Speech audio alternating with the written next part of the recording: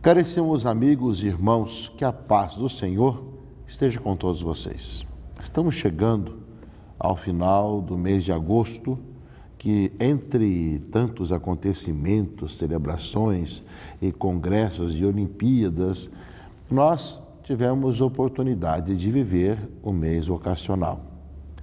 Existe na igreja alguns meses temáticos, como também anos temáticos, como semanas temáticas, como dias temáticos. Tivemos no Dia dos Pais o início da Semana da Família, uma semana temática.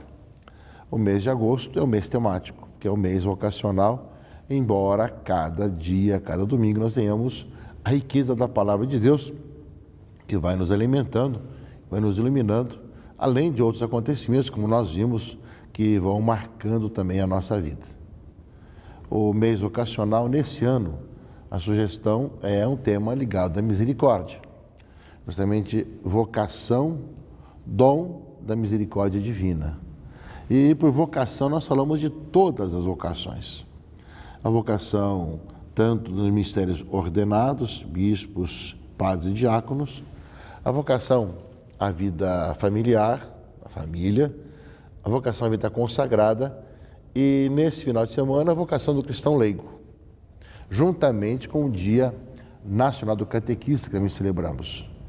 Vocação como dom da misericórdia divina. É o tema que, nesse ano, a Igreja do Brasil quis simplesmente aprofundar, nesse ano da misericórdia, a vocação como dom dessa misericórdia. Ou seja, cada um toma consciência que o Senhor misericordioso nos chamou a uma missão na igreja e como igreja. E nesse final de semana, nós contemplamos justamente a vocação daqueles que são chamados enquanto cristãos leigos, agirem tanto dentro como também fora da igreja. E o lema que foi colocado é misericordiosos como o Pai, Lucas 6,36. O lema do mês vocacional tem sido misericordiosos como o Pai. Ou seja, enquanto essa vocação é dom da misericórdia de Deus, nós somos chamados a viver a nossa vocação como esse dom, uma graça para sermos misericordiosos como o Pai, que justamente quer a salvação de todos, quer a vida para todos.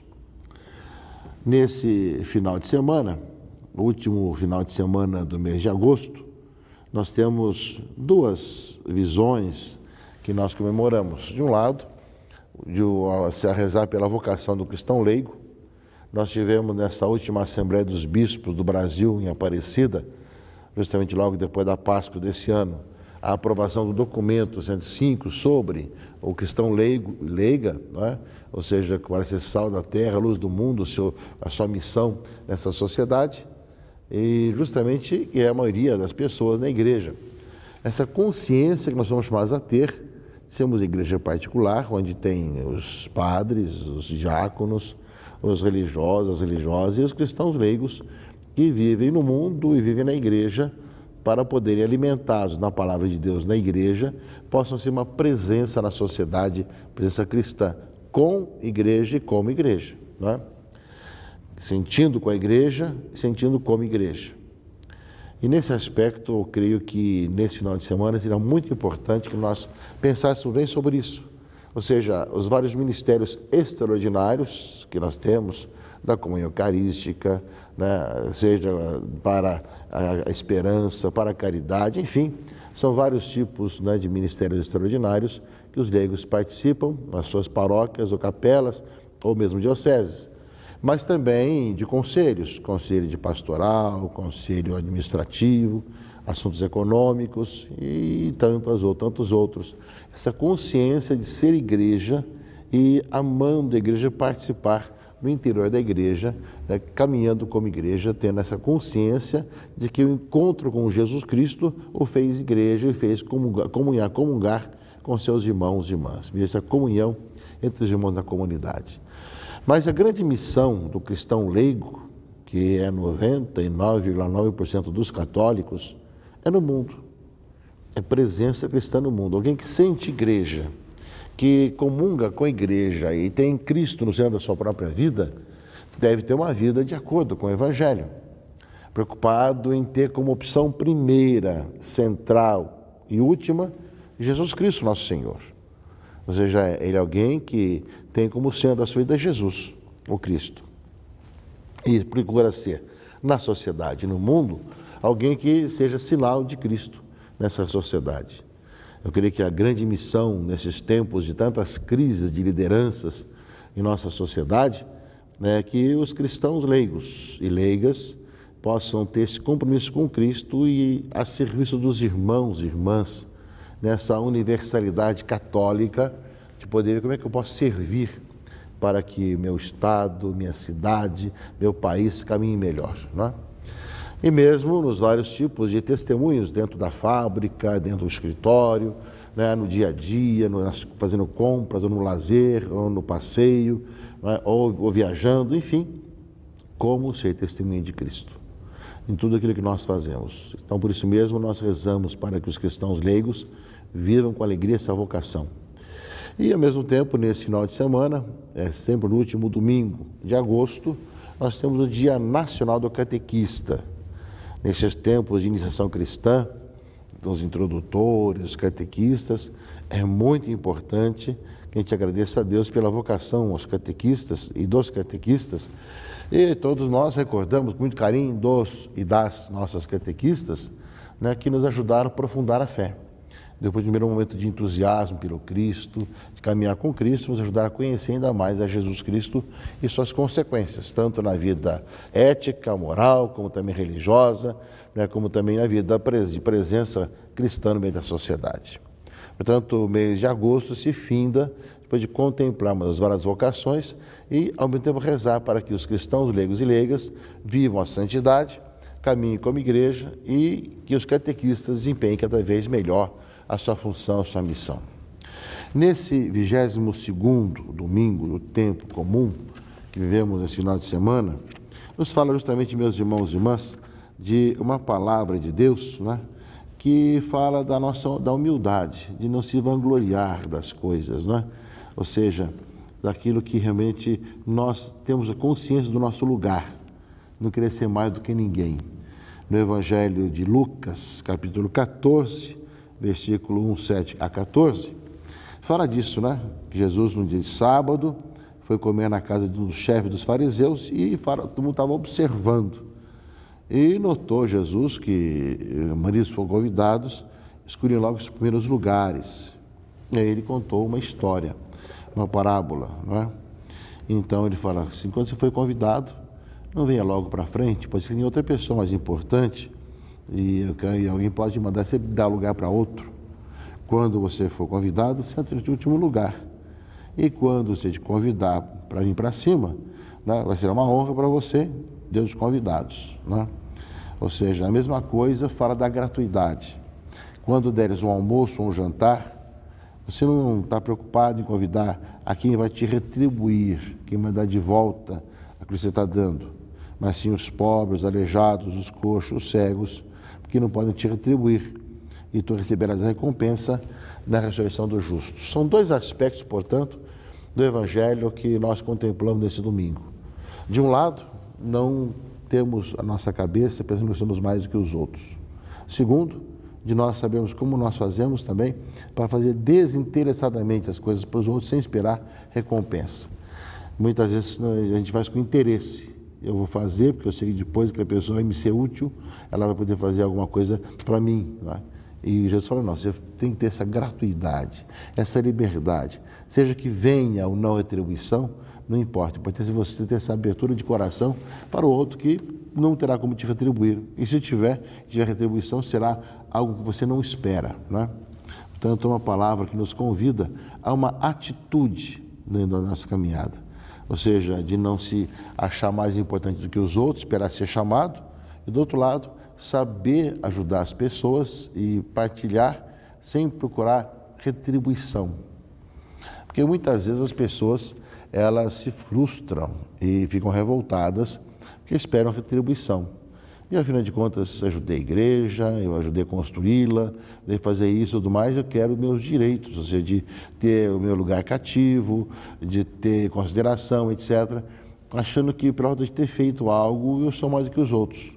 E não me coloco na disposição de estar a serviço, né? De estar realmente me colocando disponível na humildade, né? Essas coisas muitas vezes estão muito no coração nosso, né? E o Evangelho nos fala disso, né? Primeiro, não se vangloriar de querer ser mais que os outros. Segundo, ao mesmo tempo falar a leitura, né? Procure fazer as coisas sem nenhum interesse de retribuição, mas sim na gratuidade. Então Jesus ensina para nós nesse Evangelho, e uma comunidade cristã que vive assim, é uma comunidade que é mais livre, as pessoas são mais livres, mais felizes também, né? Porque aquilo que pode vir de retribuição será inesperado, será uma graça, será um dom do Senhor na vida de cada um que experimenta isso na própria existência. E de uma certa forma, meus irmãos e irmãs, o livro do Eclesiástico, leitura primeira desse domingo, 22º, ele fala disso também, ou seja, filho, realiza teus trabalhos com mansidão e serás amado mais do que um homem generoso. Na medida em que fores grande, deverás praticar a humildade e assim encontrarás graça diante do Senhor. Muitos são altaneiros e ilustres, mas é aos humildes que ele revela seus mistérios. Pois grande é o poder do Senhor, mas ele é glorificado pelos humildes. Para o mal do orgulhoso não existe remédio, pois uma planta de pecado está enraizada nele, e ele não compreende. O homem inteligente reflete sobre as palavras dos sábios e, com o ouvido atento, deseja a sabedoria. Um livro sapiencial, né? Um livro do Antigo Testamento, mas fala muito dessa situação, né? Em que as pessoas se colocam, né? Querendo ser mais do que os outros, né? E lembra a leitura justamente de praticar a humildade, né? Porque o Senhor que se revela aos humildes, né? E ao mesmo tempo que o mal do orgulhoso não existe remédio, está uma planta dentro dele. Quantas pessoas que têm, nós chamamos rei na barriga, né? Que tentam ser mais do que os outros e pisar sobre os outros e querer mandar e fazer acontecer, esquecendo que nós somos para servir, nos colocamos a serviço uns dos outros. O Evangelho coloca essa clareza para nós, que já no Antigo Testamento, o livro sapiencial do Eclesiástico, já nos dá essa orientação, esse conselho, muita clareza, né? De vivermos nessa liberdade dos filhos de Deus e podemos viver cada vez mais com tranquilidade a nossa caminhada de fé. E a segunda leitura desse 22º domingo, a carta aos Hebreus, né? Fala que a experiência que nós tivemos para poder viver assim é com aquele que é o Senhor, com Cristo Jesus. Vós não vos aproximaste de uma realidade palpável, fogo ardente, escuridão, trevas, tempestade, sondo trombeta e voz poderosa, não é? Mas vós os aproximastes do monte Sião e da cidade do Deus vivo, a Jerusalém celeste, da reunião festiva de milhões de anjos, da assembleia dos primogênitos, cujos nomes estão escritos nos céus, de Deus, juiz de todos, do Espírito dos justos que chegaram à perfeição, de Jesus, mediador da nova aliança. A experiência para poder viver isso tudo, meus irmãos e irmãs, fala aqui a carta aos Hebreus, porque nós nos aproximamos do Deus vivo. Nós o encontramos em Jesus Cristo, o caminho que nos conduz ao Pai. E nós encontramos a presença pessoal de um Deus que nos ama, que enviou seu Filho Jesus Cristo, né, que dá vida por todos nós. Por isso que a nossa vida, meus irmãos e irmãs, é muito mais livre, muito mais feliz. Quanto mais nós achamos que os outros são mais importantes, deixar que os outros tomem e assumam os seus lugares, ao mesmo tempo que a gente faz as coisas com gratuidade, com generosidade, e como lembra justamente a leitura, aquele que traz consigo o orgulho, né, não tem remédio, é uma coisa que devora seu coração, que faz com que seja violento, que faz mal aos outros, que quer o mal dos seus irmãos, né, que ao mesmo tempo é infeliz, né?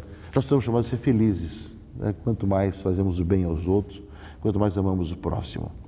Que ao findar o mês de agosto, mês das vocações, olhemos todas as vocações, agradecemos a Deus pelas vocações na igreja, pela vocação de cada um de nós, e pensamos esse dom da humildade, dom da abertura de coração, para vivermos com tranquilidade a nossa vida de fé. E ao mesmo tempo sermos testemunhas do que o Senhor ressuscitado está no meio de nós e a nossa vida. Que ao mesmo tempo, meus irmãos e irmãs, que nós façamos o bem, sem esperar recompensa de ninguém, não deixar com que o orgulho corroa o nosso interior, e ao mesmo tempo sabendo que tudo isso vem porque nós nos aproximamos do Deus vivo, Jesus Cristo, nosso Senhor. Bom domingo a todos, que Deus abençoe, proteja e guarde. Em nome do Pai, e do Filho e do Espírito Santo. Amém.